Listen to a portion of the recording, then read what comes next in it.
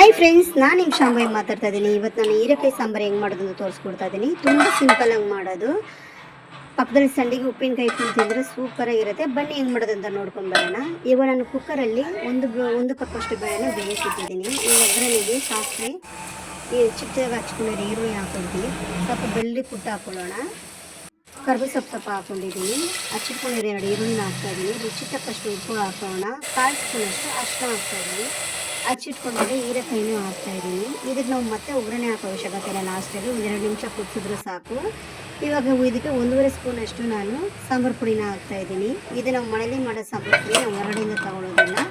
ಈಗ ಇದನ್ನು ಚೆನ್ನಾಗಿ ಮಿಕ್ಸ್ ಮಾಡಿಕೊಂಡು ಒಂದು 10 ರಿಂದ 15 ನಿಮಿಷ ಸ್ಟವ್ ಮೇಲೆ ಬೇಯಕ್ಕೆ ಇಟ್ಕೊಳ್ತಾ ಇದ್ದೀನಿ. ಟೊಮೊಟೊ ಮತ್ತು ಹೀರೆಕಾಯಿ ತುಂಬ ಚೆನ್ನಾಗಿ ಬಂದಿದೆ ಫ್ರೆಂಡ್ಸ್. ಇವಾಗ ನಾನು ಸ್ವಲ್ಪ ಹುಣಸೆ ನೀರನ್ನ ಹಾಕ್ಕೊಳ್ತಾ ಇದ್ದೀನಿ. ಬೇಯಿಸಿಟ್ಕೊಂಡಿರೋ ಬೇಳೆನೂ ಹಾಕ್ಕೊಳ್ತಾ ಇದ್ದೀನಿ. ಇದನ್ನು ಒಂದು 2 ನಿಮಿಷ ಕುದಿಸೋಣ ಅಷ್ಟೇ. ನನ್ನ ವಿಡಿಯೋ ನಿಮ್ಗೆ ಇಷ್ಟ ಆಗಿದ್ರೆ ಶೇರ್ ಮಾಡಿ, ಕಮೆಂಟ್ ಮಾಡಿ, ಲೈಕ್ ಮಾಡಿ, ಫಾಲೋ ಮಾಡೋದನ್ನ ಮರಿಬೇಡಿ. ನೀವು ಒಂದ್ಸರಿ ಮನೇಲಿ ಟ್ರೈ ಮಾಡಿ ಫ್ರೆಂಡ್ಸ್. Thank you.